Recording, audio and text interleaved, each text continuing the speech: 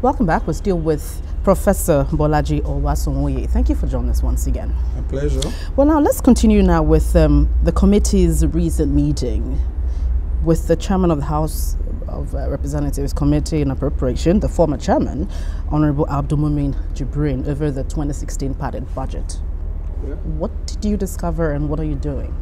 We think that generally Jibrin's crusade and the meeting, it does shows us some of the weak points in the process in the legislature, and they recognize that, and that's in the, well, of course, in the processes of appropriations and all that. This is all in the public domain. They recognize that there are weaknesses, and it's not only with the legislature, it's with any institution that has to do things. If you constantly review, you will find what needs to be improved and all that. So there are weak points in the way they used to do things, which obviously needs to be improved, and that is well recognized. And we expect going forward to see some of the changes that they are already, and we know of, they recognize need to happen. We expect to see it take place in this budget cycle that is being negotiated at the moment. So that's one of the positive outcomes of what Jibrin's crusade stands for. Hit the nail on the head. What sort of I'm recommendation? saying that you cannot afford to throw away the baby and the bathwater. It's not possible. You've got to try and recognize that there are moments that you separate the message from the messenger. So the message we got is that there is need for institution strengthening. There is need to improve processes. And that message is loud and clear. And it's got nothing to do with the messenger. In all your meetings with the CJN and even the National Judicial Council, did the issue of corruption amongst judges come up? Well, in our meeting, we looked at how we could get the buy-in of the judiciary. And the meetings were very cordial. And they were very fruitful in terms of understanding each other. And it looked at the concerns on both sides. Those were the meetings that we had. And it focused on the problems, not just corruption in the judiciary, also on welfare issues for judges. So, of course, we mentioned that we would love to see a much more robust and efficient system by which we can deal with corruption within the system. And then the judiciary explained also its own views. How do they intend to go about this issue of corruption? I mean, you've actually said recently that those judges whose houses were raided by the Department of State Security Service should be suspended. How are these issues going to be resolved? First of all, it is best practice anywhere. If any of those judges, once they are arraigned in court, they can't continue to sit. It doesn't happen anywhere. So once they are arraigned. Now, by the time the evidence is evaluated and it is found that we have a case against you and you are arraigned in court, the proper thing to do is to desist from sitting. And in other times, the NJC itself had suspended judges, even if they had not put it public, even if they had not issued a statement about it, they had administratively ensured that a judge that had some serious allegation against them that they were looking had been put in some kind of sabbatical quietly. They are not assigning cases to you or something, or they keep you to one side until the matter is resolved. And the public doesn't know this. Now, this is a situation that, well, we've never faced before publicly. So we're saying that if the judges are arraigned for any kind of offense, high, low, whatever, the proper thing is for the judges to desist from sitting. That one is standard. I mean, it's not rocket science, and I don't think we need to belabor the issue. Now, as to the other part of your question as to how do we expect them to deal with these issues, I think what is clear is that we need to ask ourselves, is the NJC primed to deal with corruption cases? The answer, in my view, is no. And the reason for this is this. If there's an allegation of corruption against a judge, either of living above his means or having committed a crime, and it requires investigation, which can only be done by a law enforcement agency that is trained to do so, that has the capacity and intelligence to do so, how is the NJC going to do it?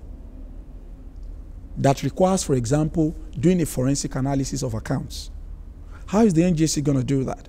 So the proper thing for the NJC to do would be to ask or allow the agency of government that is primed, professionally equipped, capacitated to do that sort of thing. If, again, there's an allegation that a judge has, for example, money in his or her house that is the proceed of crime, how is the NJC going to investigate that? They are going to call you and ask you, do you have $1 million in your house? Naturally, you say no. Okay. Now they say, okay, because one law enforcement agency has said you have $1 million. By the time the law enforcement agency gets there, will they find one dime? So the reality is that the NJC is primed and capacitated to deal with certain level of misconduct in the professional life of a judicial officer. They can deal with it. But when it goes beyond that, they do not have the capacity. This is just the reality. They don't have the... So the essence of government and having different arms of government is to allow those who have capacity to do those things, to do them. So the DSS were right in their action? Of course, the DSS were right in their action. They followed the law. And nobody has said they didn't follow the law. The conversation has been that, oh, the way that they followed the law, they could have done it differently. That's debatable. It's neither here nor there. And we did not recommend that anybody should pull down doors or windows.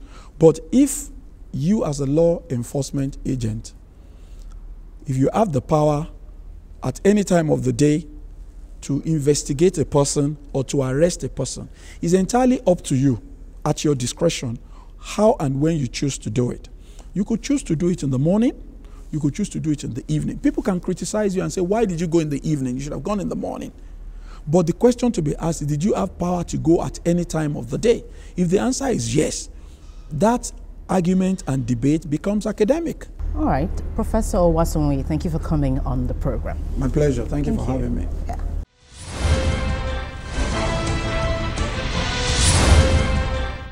The Minister of the Federal Capital Territory, Malam Mohammed Bello, plans to build informal markets as a means of checking the growing cases of street hawking in the nation's capital city. On this week's edition of Focus on the FCT, we'll take a look at street hawking in the nation's capital.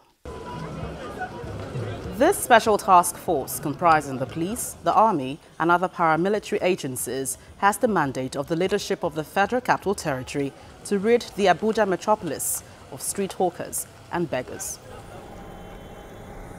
However, their task has been met with stiff opposition as street hawking continues to thrive in the nation's capital. Some Abuja residents believe that a clampdown is necessary to keep the seat of the federal government clean. Although it's a welcome development, you understand, because it's a city like FCT, things like that don't need to be going on, you understand. FCT is a kind of a headquarter of the nation, you understand. So it is one of the way that it will make the nation to be very clean. That is my own opinion. This has necessitated the plan by the FCT administration to consider establishing informal markets to cater for the ever-growing presence of street hawkers within the city center. For you to truly eliminate street trading, you need to give them alternatives, because basically street traders are trying to make a living, try to earn some income to so to speak, to keep head and soul together. So what we are trying to do is to create informal markets for traders, where we put in the basic infrastructure in terms of the stalls. But some residents argue that the informal markets should have been established before the clampdown on street hawking. One thing about this hawking or trading along the street of FCT road is something that is danger to human beings' life. But some people, because of the nature of our economic today, they don't have any other means to survive rather than to be hawking here and there. For that reason, the FCT is supposed to exercise patience for a while to put some certain things in order before they can even drive people or the hawkers away from the street. In the meantime, street hawking continues to thrive in Abuja while government makes efforts to put a stop to the trend.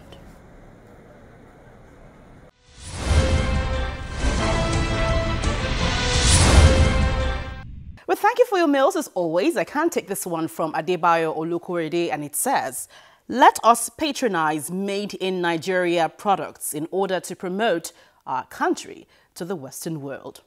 Well, thank you, Bayo, and that's in response to our interview last week with the Minister of State for Industry, Trade and Investment. Keep sending in your views and comments using the email address and Twitter handle on your screen. Also be sure to send in anything happening within your locality. And don't forget, you can watch the program on youtube.com/channelsweb/videos. Make your comments after viewing any of them. Thank you for watching this week. I'm Gloria Umezuki. See you again.